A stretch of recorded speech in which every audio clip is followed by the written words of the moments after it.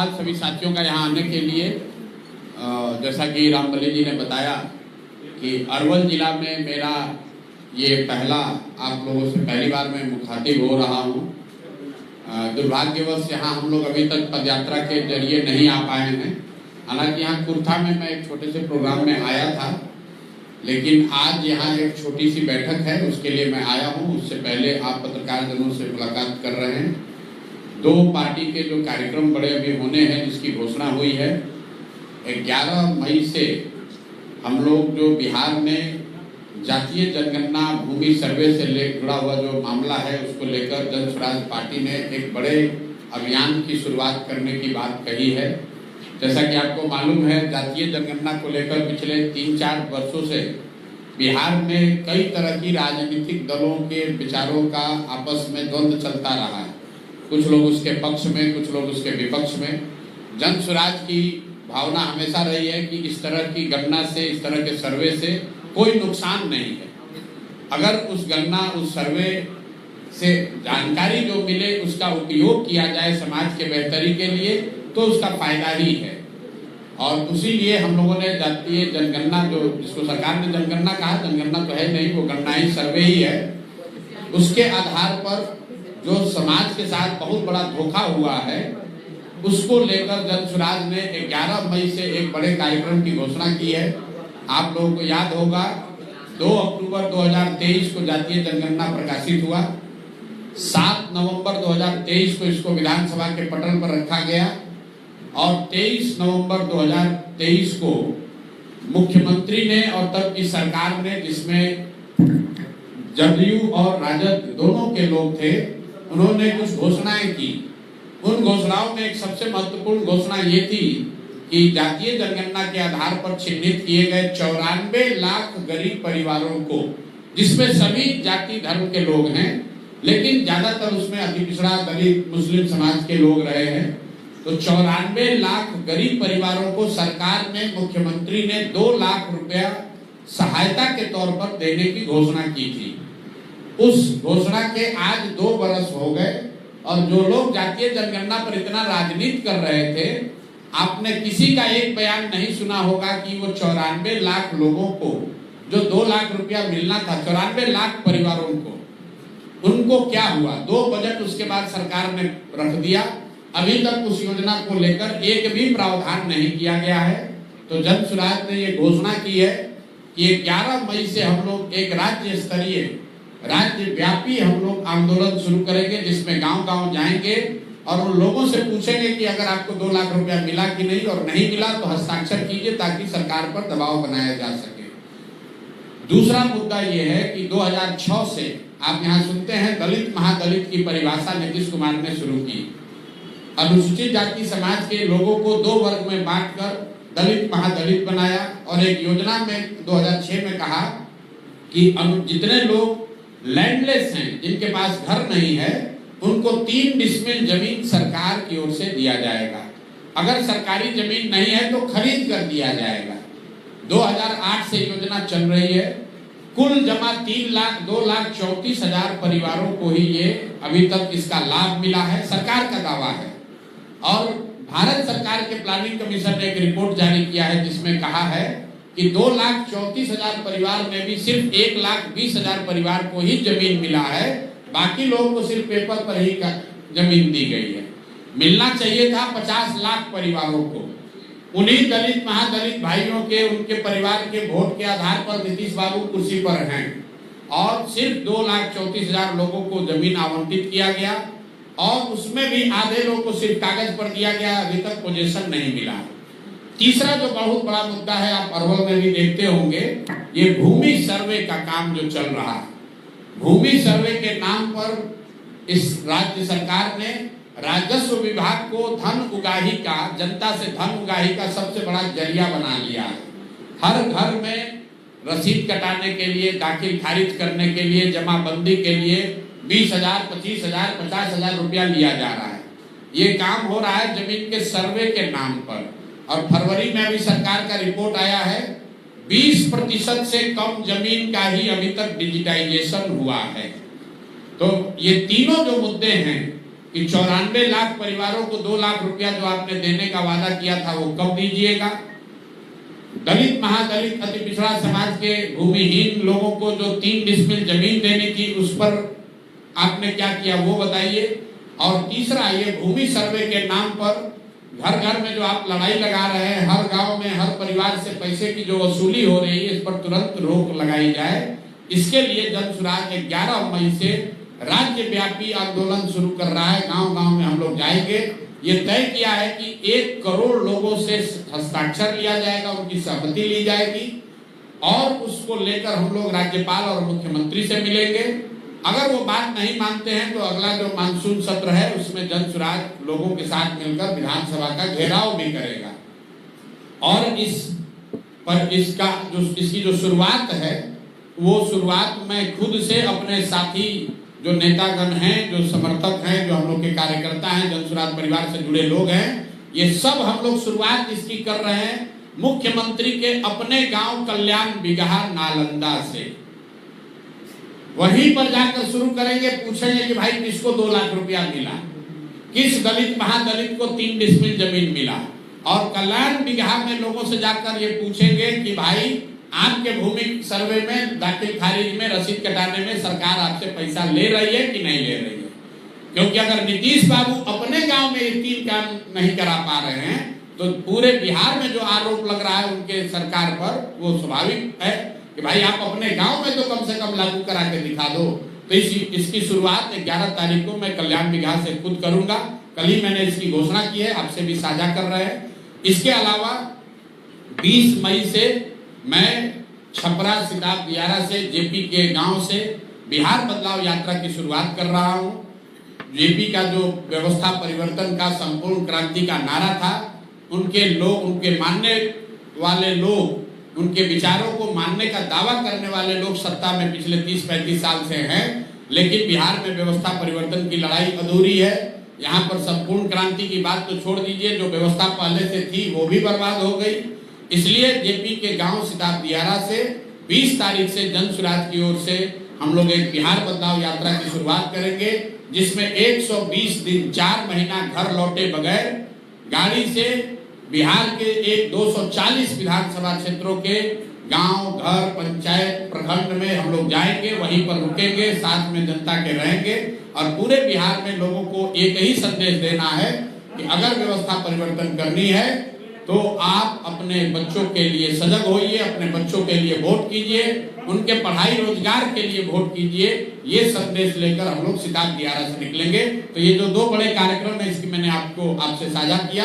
अब आपके जो सवाल है आप सवाल कर सकते हैं। बहुत बहुत धन्यवाद। सवाल आप मंच पर बैठे हुए किसी भी व्यक्ति से कर सकते हैं। कई स्थानीय मुद्दे ऐसे हैं जो शायद हमसे बेहतर ये लोग जानते हैं, इनकी समझ भी हमसे बेहतर है, तो आप कोई भी सवाल मंच पर बैठे हुए किसी भी व्यक्ति से कर सकते हैं। एक सवाल आपसे है कि तेजस्वी यादव ने कहा है कि अगर उनकी सरकार बनी तो शराबबंदी से ताड़ी को बाहर कर दिया जाएगा। चलिए कम से कम एक कदम तो बढ़े। जनसुराज और प्रशांत किशोर पहले हम लोग हैं जिन्होंने कहा कि शराबबंदी को हटाया जाना चाहिए। लोगों ने कहा क्यों कह रहे हैं ऐसी बात? भाई शराबबंदी इसलिए हटाने की बात कर रहे हैं कि पहली बात तो शराबबंदी बिहार में है ही नहीं। ये तो सिर्फ शराबबंदी का कानून है, बना है, जिसके तहत दुकान शराब की बंद कर दी गई और घर घर में शराब बिक रहा है। नुकसान बिहार के लोगों का 15 से 20 हजार करोड़ का हर साल हो रहा है। ये पैसा कहाँ जा रहा है? ये पैसा जा रहा है बिहार के भ्रष्ट नेताओं के पास, अफसरों के पास, और जो गरीब व्यक्ति है, जो अति पिछड़ा है, गरीब है, दलित है, मुस्लिम है, उसको सरकार इसी सरकारी तंत्र इसी कानून के नाम पर प्रताड़ित कर रहा है। अभी जो ताड़ी की बात की गई है, आप गांव में चलिए, सिर्फ पारसी समाज के लोग ही क्यों, आप मुसहर समाज की दशा देखिए, आप पासवान समाज की दशा देखिए, अति पिछड़ा समाज के किसी भी गांव में चलिए, पुलिस वाले पहुंच गए, किसी को शराबबंदी के नाम पर पकड़ लिया, वहां के महिलाओं को बुलाकर थाना में कहता है झाड़ू लगाओ, बर्तन साफ करो। और ये तमाम चीजें हमने रास्ते चलते हुए पैदल पदयात्रा के दौरान देखी। इसीलिए कहा कि भाई जिन महिलाओं के नाम पर ये कानून को बनाए हो, सबसे ज्यादा प्रताड़ित, शोषित वो महिलाएं हो रही हैं। ये ताड़ी वाली जो बात है, आप किसी भी ताड़ी वाले पासी परिवार में ये पुलिस वाले घुस जाते हैं, उनका हांडी उंडी तोड़ देते हैं, पैसा ले लेते हैं, उनसे बदमाशी करते हैं। तो शराबबंदी हटना चाहिए। और आपने देखा होगा शराबबंदी तो लागू नहीं है, इसका एक बहुत बड़ा कुप्रभाव युवाओं को पड़ रहा है। बिहार में पहली बार सूखा नशा पिछले 3-4 साल में इतनी तेजी से बढ़ा है, गांव गांव में सूखा नशा बढ़ रहा है। मैं तो रोज कह रहा हूं कि अगर स्थिति यही रही तो जैसे उड़ता पंजाब पिक्चर बना था वैसे उड़ता बिहार पर पिक्चर बनने लगेगा। हम लोग को अपने विचारधारा, पार्टी, दलगत राजनीति से ऊपर उठकर बिहार के बच्चों के भलाई के लिए इस फर्जी कानून को हटाना चाहिए। और बिल्कुल महिलाओं को का वोट लेने के चक्कर में गलत बात नहीं करनी चाहिए, क्योंकि महिलाओं को भी पता है कि शराबबंदी कहीं नहीं लागू है। अंतिम बात, जो नेता भी कहता है कि शराबबंदी का फायदा है, खासकर भाजपाई नेता, जदयू के नेता, उनसे जरा पूछिए कि अगर इतना इसका फायदा है तो फायदा आप लोग बिहार के लोग को काहे दे रहे हैं भाई? देश की महिलाओं को ये फायदा क्यों नहीं दिया जा रहा है? इतना बढ़िया मिठाई बिहार के लोगों को क्यों खिलाया जा रहा है? मोदी जी देश में प्रधानमंत्री हैं, पूरा देश में शराबबंदी लागू कर दे। किसी भाजपा नेता से आप पूछिए कि अगर भाई शराबबंदी से इतना फायदा है तो यूपी के महिलाओं को काहे वंचित किए हो इससे, वहां पर भी लागू कर दो। अरे ये बिहार के गरीब जनता को बेवकूफ बनाकर वोट लेने का तरीका है। उनको भी मालूम है कि इसका कोई फायदा नहीं है, इसका सिर्फ और सिर्फ नुकसान ही है। एक और क्वेश्चन, विपक्ष मांग कर रही है कि पुलवामा का जो रिपोर्ट है उसका सार्वजनिक किया जाए, क्या जनसुराज भी इस रिपोर्ट की मांग करेगी? लोकतंत्र में जितनी भी इस तरह की मांगे होती हैं, जहां जब तक उसका आधार यह है कि समाज में वस्तु स्थिति पर चर्चा हो, ट्रांसपेरेंसी हो, उस नजरिए से अगर मांगा जा रहा है तो उसमें कोई दिक्कत नहीं है। पार्लियामेंट में रिपोर्ट रखी जानी चाहिए, पार्लियामेंट उसी के लिए बना है, उसी पर डिबेट होना चाहिए। लेकिन अगर उसको राजनीतिक नियत, गलत नियत से मांगा जा रहा है तो उसका अलग बात है। आरटीआई का कानून इस देश में है, क्यों है? इसीलिए कि सरकार जो निर्णय लेती है उसकी जानकारी पब्लिक को होनी चाहिए, जनता मालिक है।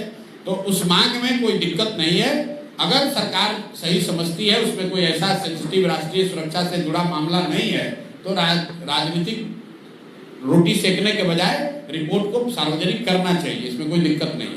सर, इलेक्शन में जो भी आपके पास सीट आएगा विधानसभा इलेक्शन में, तो क्या आप सरकार के साथ अलायंस करेंगे या विपक्ष में बैठना पसंद करेंगे? भाई, जनसुराज ने पहले घोषणा की है कि हम लोग का अलायंस बिहार के उस जनता के साथ है जो बिहार में व्यवस्था परिवर्तन चाहता है, उन नेताओं के साथ नहीं है जो एमएलए जीतना चाहता है। हम लोग राजनीति एमएलए बनने के लिए, मंत्री बनने के लिए नहीं कर रहे हैं। जितनी सुख सुविधा, नाम, पैसा, शोहरत, इज्जत, ताकत लोगों को एमएलए एमपी बनकर मिलता है, उससे कहीं ज्यादा सुख सुविधा, साधन, शोहरत भगवान की दया से हम लोग को मिला हुआ है। राजनीति इसलिए नहीं कर रहे हैं कि आकर यहाँ एमएलए बन जाए। वो जनसुराज में जुड़े हुए ज्यादातर लोगों का मत नहीं है। और बिल्कुल विपक्ष की बात ही नहीं है। हम लोग बिल्कुल अपने दम पर 243 सीट लड़ेंगे। जनता का आशीर्वाद मिला तो व्यवस्था परिवर्तन की लड़ाई को आगे बढ़ाएंगे, जनता का आशीर्वाद नहीं मिला तो विपक्ष में बैठेंगे। आप लोग भी जो है ये समझते हैं कि जो राजनीति का मतलब सिर्फ चुनाव नहीं है। देश में आजादी से पहले जितने बड़े नेता हुए वो तो कभी एमएलए एमपी नहीं बने, तो क्या उन्होंने देश के समाज को धारा, उनको दिशा नहीं दी? क्या उनका समाज में कोई कंट्रीब्यूशन नहीं है? क्या उन्होंने राजनीति नहीं की? राजनीति का मतलब विशुद्ध तौर पर सिर्फ चुनाव नहीं है। चुनाव भी लोकतंत्र का एक बहुत बड़ा हिस्सा है, लेकिन राजनीति ये भी है कि समाज के दबे कुचले लोगों की आवाज आप बने, उनकी ताकत बने। राजनीति ये भी है कि समाज के मुद्दों को आप प्रखरता से सरकार के सामने लोगों के बीच में रखें। सर, जनसुराज सत्ता में आती है तो क्या लैंड रिफॉर्मिंग एक्ट को बिहार में लागू करेगी? बिल्कुल, भूमि सुधार जनसुराज के एजेंडे में बिल्कुल टॉप पर है, शीर्ष पर है। बिहार में भूमि सुधार लागू होना चाहिए, क्योंकि बिहार में देश में सबसे ज्यादा भूमिहीन लोग रहते हैं।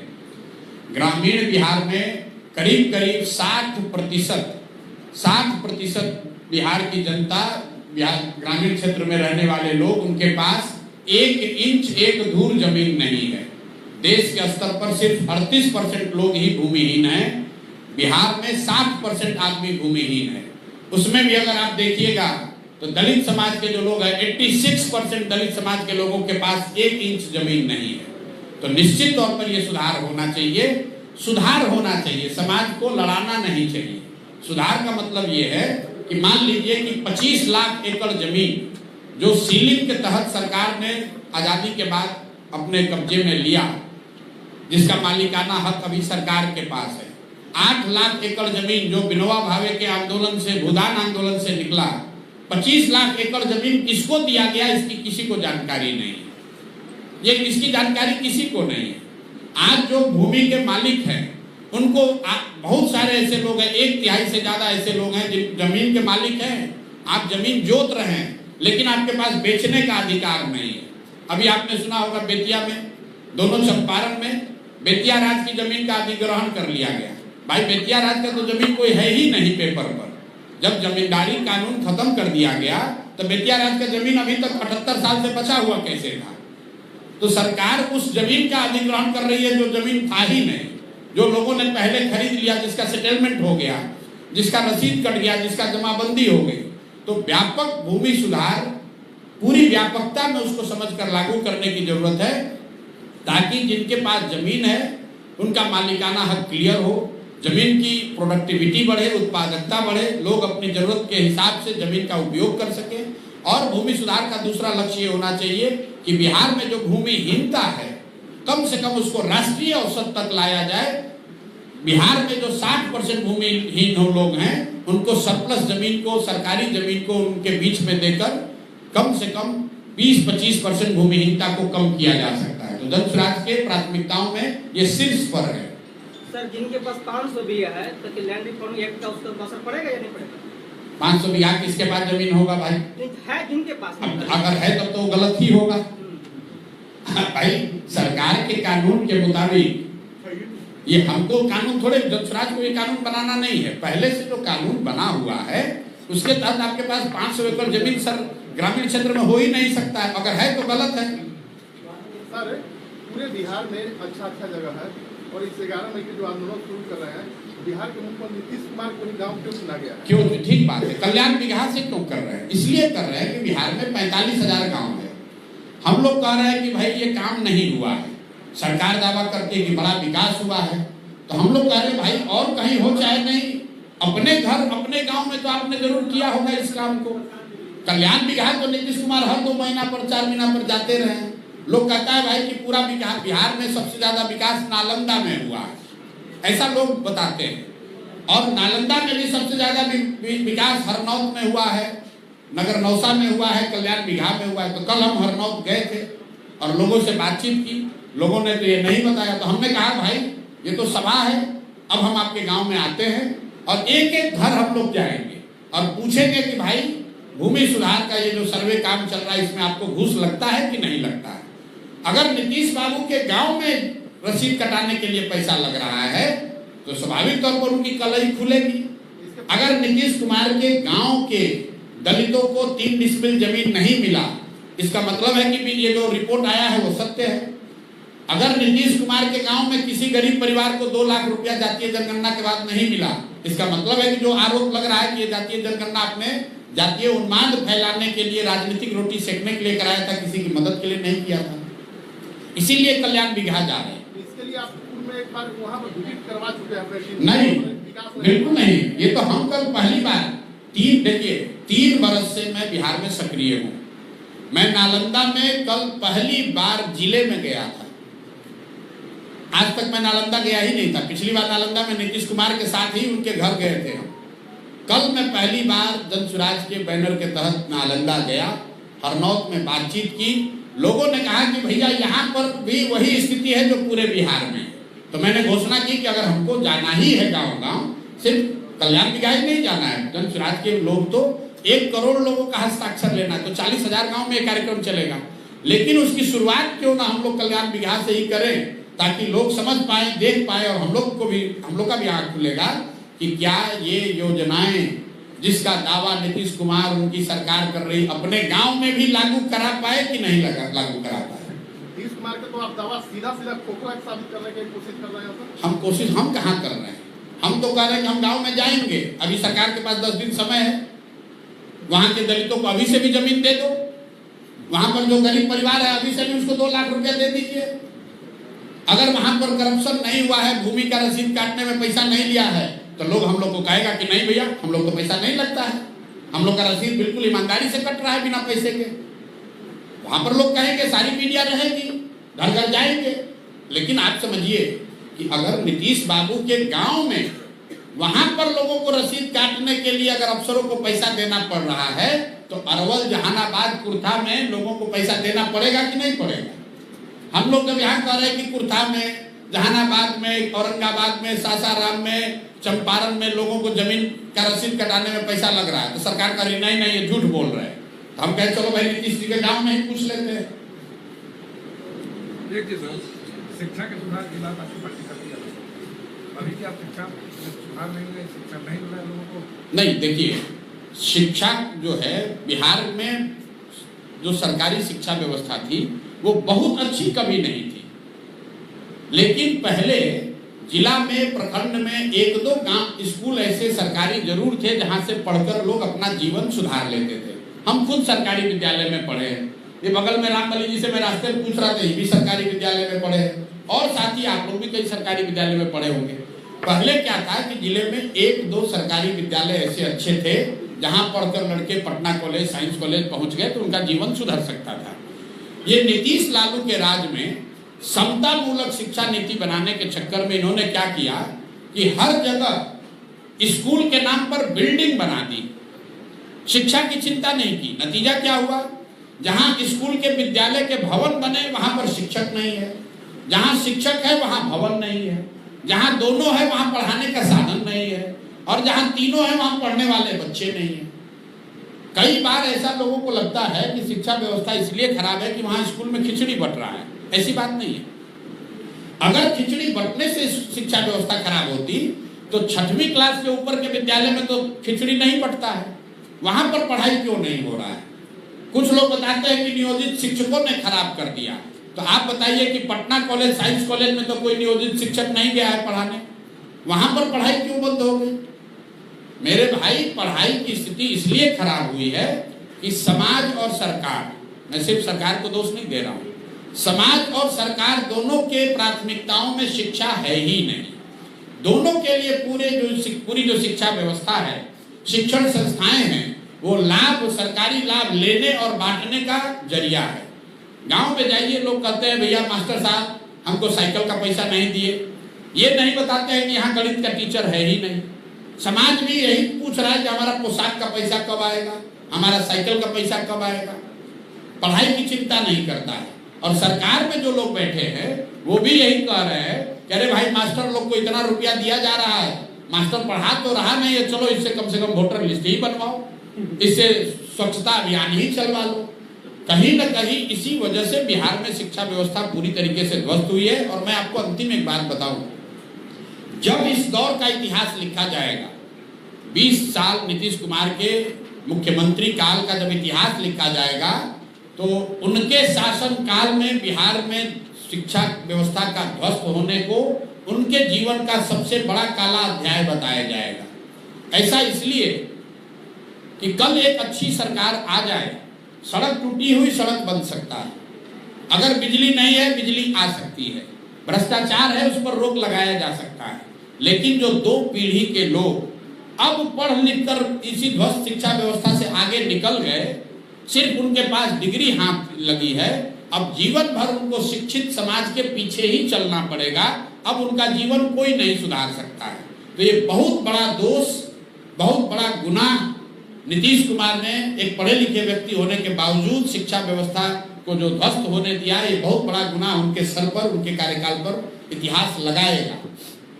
सर क्या चलेगी सर, आपको घोषणा हुई कि चुनाव जैसे लगेगा? जी पहले आपको जी, प्रत्याशी हम लोग जुलाई अगस्त में, जून जुलाई में घोषित कर देंगे। जनसुराज ने पहले से घोषित किया हुआ है। हम लोग यहाँ टिकट का जो मापदंड है वो सिर्फ और सिर्फ काबिलियत है, सिर्फ और सिर्फ काबिलियत है। लेकिन फिर मैंने ये भी कहा कि समाज को कितना टिकट मिलेगा, तो लोग कहते हैं भैया अभी तो जाति की बात कर रहे हैं। नहीं, जाति की बात नहीं कर रहे। जनसुराज की जो सोच है कि जो व्यक्ति भी पैदा हुआ है वो किसी न किसी जाति का है, तो अगर कोई काबिल व्यक्ति है तो उसकी कोई ना कोई जाति होगी, और हर जाति में काबिल लोग हैं। हमें जो जन स्वराज से जिनको टिकट मिलेगा वो निश्चित तौर पर समाज के सही लोग होंगे, काबिल लोग होंगे, ऐसा हम लोग का दावा है। लेकिन जातियों का या वर्गों का प्रभाव इस तरीके से होगा कि मान लीजिए कि 1000 सही लोग, काबिल लोग चुनकर आ गए, टिकट तो 243 को ही मिलना है, तो 1000 सही लोगों के बीच में से 243 लोग कैसे चुने जाएंगे? वो चुनने में जातियों की जो संख्या है उसको ध्यान में रखा जाएगा कि अगर मुस्लिम समाज का 18% वोट जनसंख्या है तो कम से कम 1000 में से 40-42 सही मुस्लिम समाज के लोगों को टिकट दिया जाएगा। अगर 35% अति पिछड़ा समाज के लोग हैं तो 70 अति पिछड़ा समाज के लोगों को चुनकर टिकट दिया जाएगा। उनको टिकट इसलिए नहीं मिल रहा है कि वो अति पिछड़ा है, टिकट उनको इसलिए मिलेगा क्योंकि वो काबिल हैं जो अति पिछड़ा भी हैं। उसका फर्क समझिए। सर, विपक्ष का कहना है कि आप अरवल से यादव समाज के टिकट मिल जाते हैं। अब हमको नहीं पता है, विपक्ष को अगर पता है तो वो जारी कर सकते हैं। अब बताइए कि हम अगर बताएं कि भाजपा का यहाँ उम्मीदवार कौन होगा तो हमसे बड़ा बेवकूफ कौन है? वो भाजपा का काम है। तो जन स्वराज का कौन उम्मीदवार होगा ये तय जन स्वराज के लोग करेंगे, यहाँ की जनता करेगी, वो कोई विपक्ष थोड़ी ना तय करेगा। सर, अंतिम आखिरी, अगर आपकी सरकार लागू करती है लैंड रिफॉर्मिंग एक्ट को, मैक्सिमम एक परिवार को कितना भाई, जो संवैधानिक व्यवस्था पहले से चली आ रही है उसमें कोई छेड़छाड़ की बात नहीं है। जो संवैधानिक व्यवस्था पहले से बनी हुई है लैंड को लेकर, वो व्यवस्था बनी रहेगी, लेकिन उसमें घूस नहीं, भ्रष्टाचार हटाकर ईमानदारी से उसको जमीन पर लागू किया जाएगा। भूमि सुधार में जो जमीन का मालिकाना हक तय नहीं है, बिहार में 1/3 से ज्यादा जमीन ऐसी है जिसका मालिकाना हक क्लियर नहीं है, उसको अगर आप सुधार देंगे तो बहुत बड़े संख्या में भूमिहीनों को जमीन मिल सकती है। भूमिहीनों को जमीन देने के लिए जिनके पास जमीन है उससे छीनने की जरूरत नहीं है। आज पंजाब में भूमि सुधार लागू हुआ है, कर्नाटक में हुआ है, आंध्र में हुआ है, बंगाल में हुआ है।